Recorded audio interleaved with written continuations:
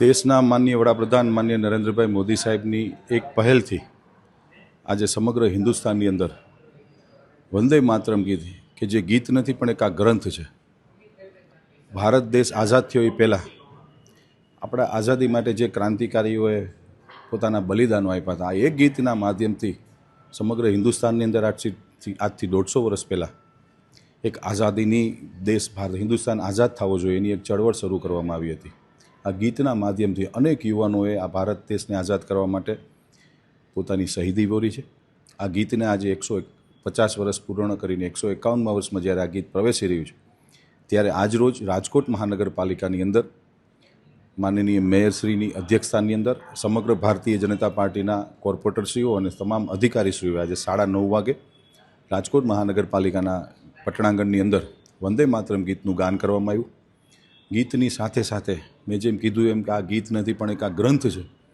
કારણ કે અને આપના માધ્યમથી રાજકોટ અને સમગ્ર ગુજરાતના યુવાનોને આ ગીત વિશે હું માહિતગાર કરવા ચોક્કસ માનીશ. કારણ કે આ એક ગીતે આ દેશને આઝાદી મેળવવામાં આવી હતી અને આજે 75મા વર્ષમાં જ્યારે ભારત દેશ અમૃતકાળમાં જ્યારે આ પ્રવેશ ચાલી રહ્યો છે, ત્યારે આ માનનીય પ્રધાનમંત્રી શ્રી આ ગીત સમગ્ર દેશની અંદર તમામ સરકારી કચેરીઓ, ભારતીય જનતા પાર્ટીના સમગ્ર કાર્યાલયો સમગ્ર દેશની અંદર એક જ સમયે એક જ દિવસે આ ગીત ગાવામાં આવ્યું અને આ ગીતનું મહત્ત્વ સમજાવવામાં આવ્યું હતું. ધન્યવાદ. આજે રાજકોટ મહાનગરપાલિકા દ્વારા વંદે માતરમ ગીતના 150 વર્ષ જ્યારે પૂર્ણ થવા જઈ રહ્યા છે, ત્યારે માનનીય વડાપ્રધાન નરેન્દ્રભાઈ મોદીએ આખા દેશની અંદર આ કાર્યક્રમ છે એ કરેલો છે. અને રાજકોટ મહાનગરની અંદર 7 જગ્યાએ વંદે માતરમનું સંપૂર્ણ આખું ગીત ગાવાનું, તેમજ ઘર ઘર સ્વદેશી હર ઘર સ્વદેશીના શપથ પણ લેવડાવવાના.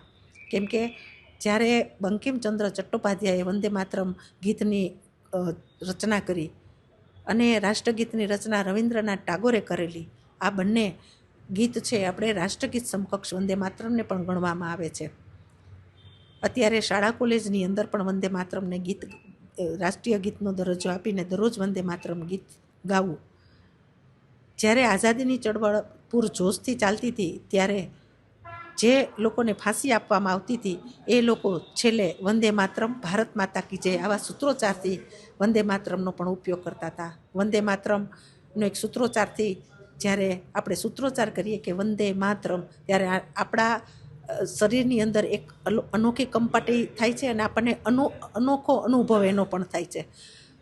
એટલે વંદે માતરમનો માનનીય વડાપ્રધાન નરેન્દ્રભાઈ મોદીએ જે 150મી વર્ષગાંઠ જ્યારે વંદે માતરમની ઉજવવા જઈ રહી છે, ત્યારે ખૂબ સારા વિચારોથી આ ગીતને આખા ભારતની અંદર એક કાર્યક્રમ તરીકે લેવામાં આવ્યો છે.